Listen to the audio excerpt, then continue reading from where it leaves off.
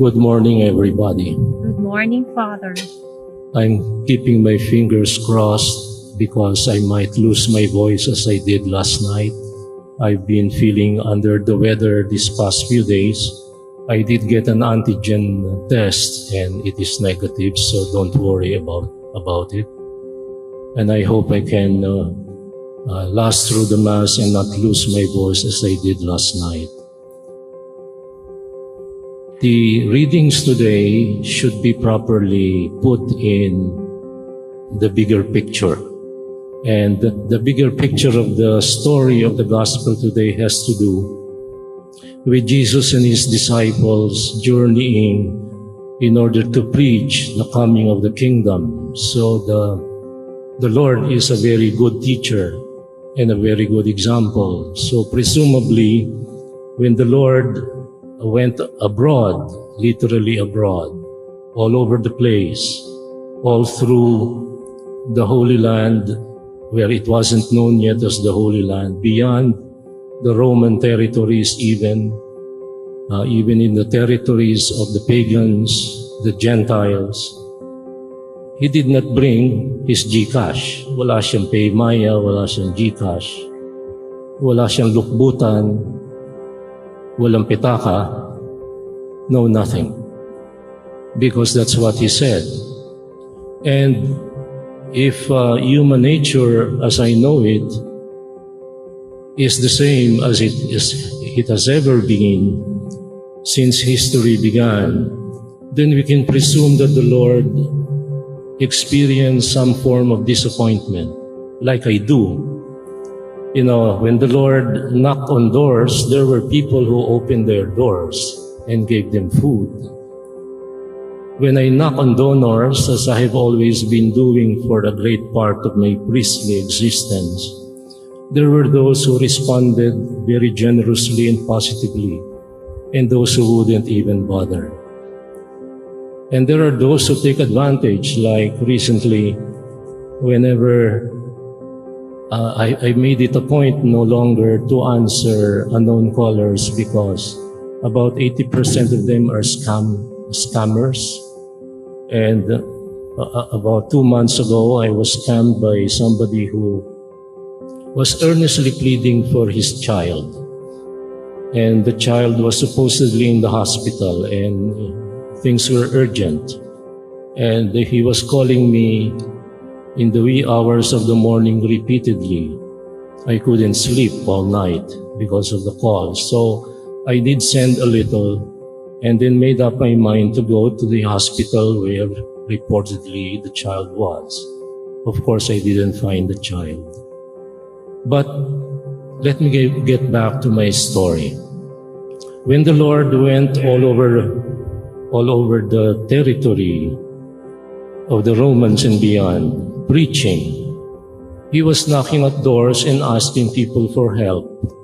And there were those who gave. But the good news of today's gospel is not based on whether or not there were people who gave and people who did not. The good news is that the Lord maintained his cool. Hindi siya nanghinawa, hindi siya nagsawa, hindi siya nawalan ng tiwala. Tutumbukin ko na agad, trust. When we talk of prayer, we talk of trust. Even if those things that we ask God for are not given to us, at least in the way we ask them. There was once upon a time I wanted and I was asking the Lord if I could be given a chance to be a biblical scholar. I love languages. I knew I could make it. It was not given to me, but the Lord gave me something else. And my trust never wavered. Although time and time again, I was discouraged, I was despondent, to the point of giving up everything at times, because there were people who simply wouldn't open their doors. There were people who would destroy your good name when you do good. And instead of seeing the good you do, they will see and try to see the evil that is potentially behind the good. Today, the Lord tells us, what is prayer all about? The context has to do with the Lord journeying together with his disciples, and the context was that not all received them warmly. They begged, they sought for food, they knocked on doors. People gave, people ignored, people sent them away. This is the context. Now, what is the core text that I'd like you to remember today? 3 words: ask, seek, and knock. You know, the proud never ask, they just help themselves. They get, and they get with impunity. The context past, spoken of in Scripture, has to do with the reality of people giving and people not giving.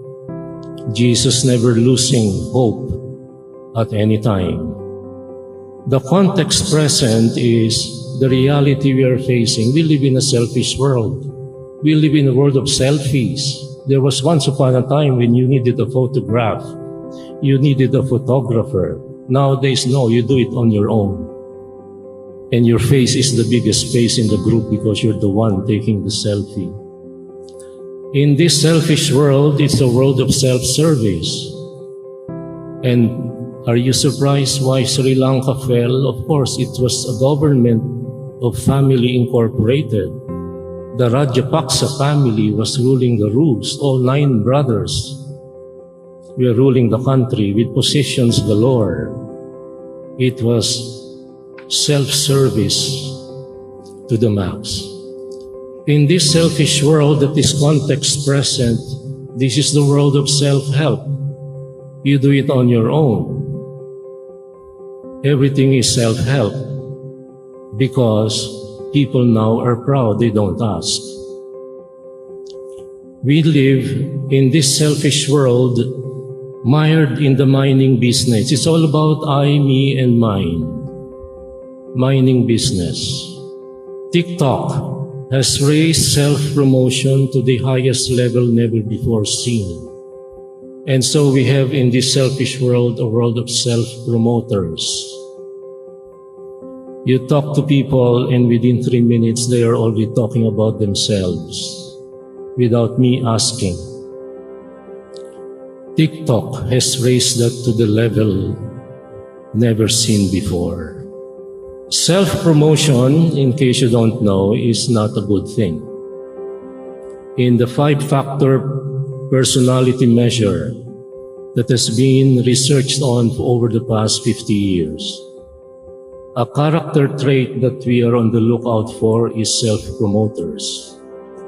And we have a lot of them. Look at our politicians, they never step down. And their children are just even better than them and they remain in office. Nagpapalit lang yung magkapatid, magpamangkin, inangkin, sila pa rin. We live in a selfish world. This is context present.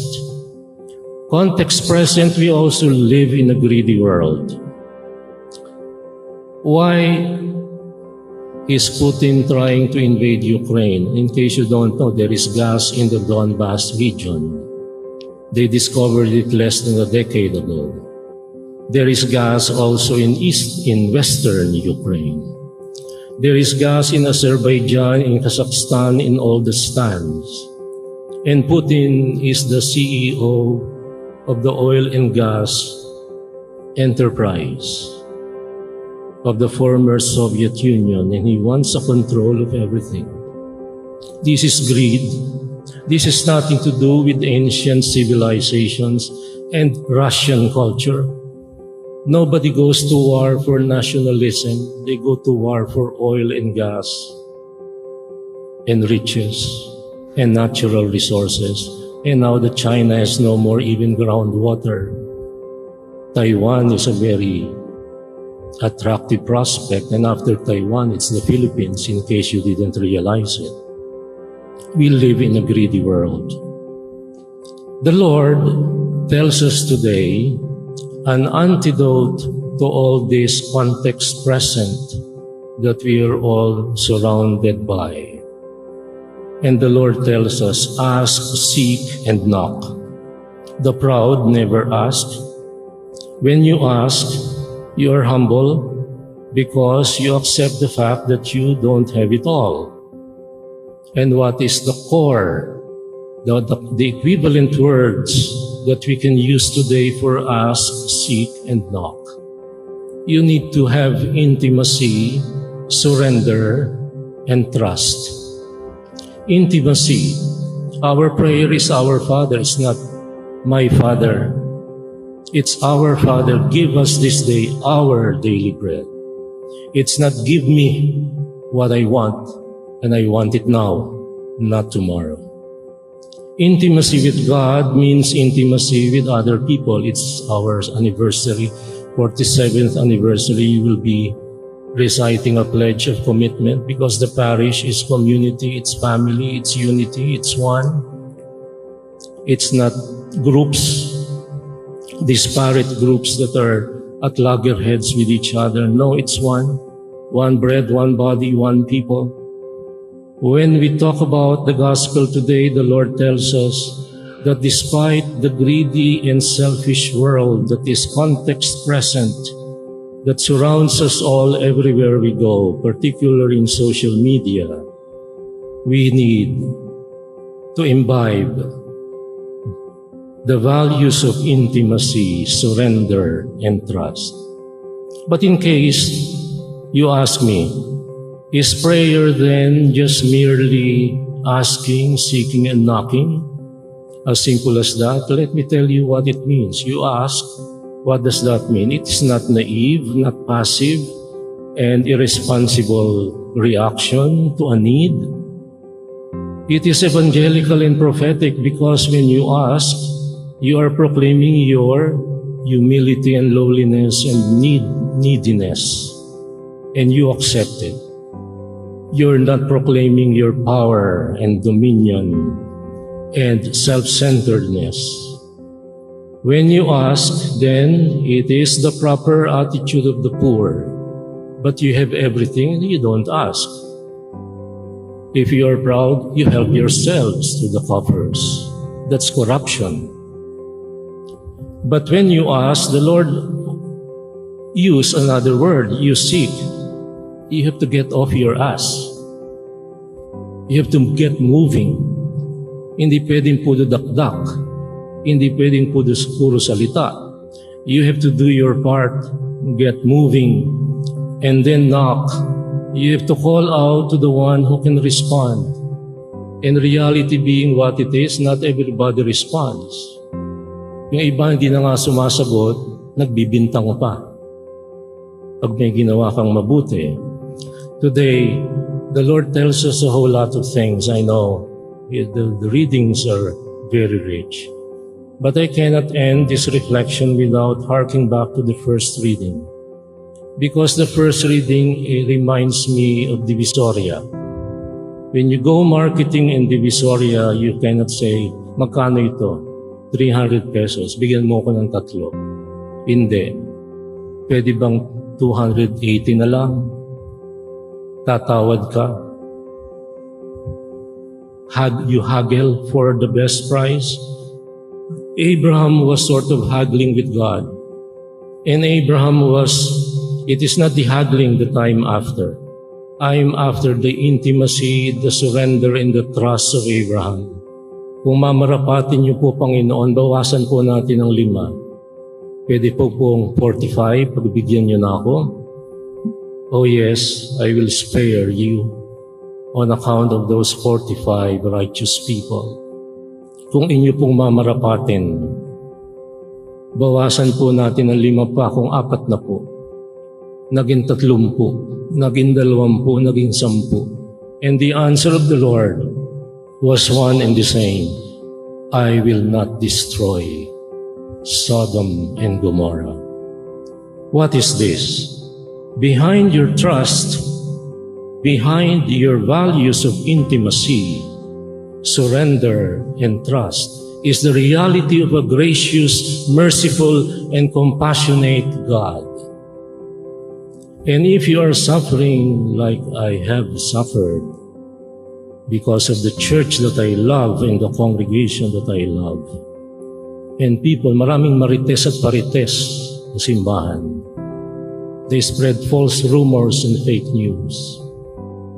When you are in pain and you are at your lowest, like Abraham was at his lowest, and you beg God and haggle with God, welcome to the club of believers.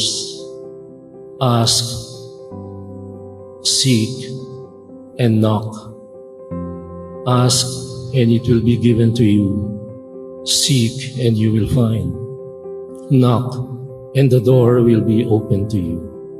Our God is a gracious and loving God. And in the moment I called on the Lord, He listened. What a beautiful thought to bring home to a suffering humanity still battered black and blue by the pandemic. And we are still living in anxiety, in uncertainty.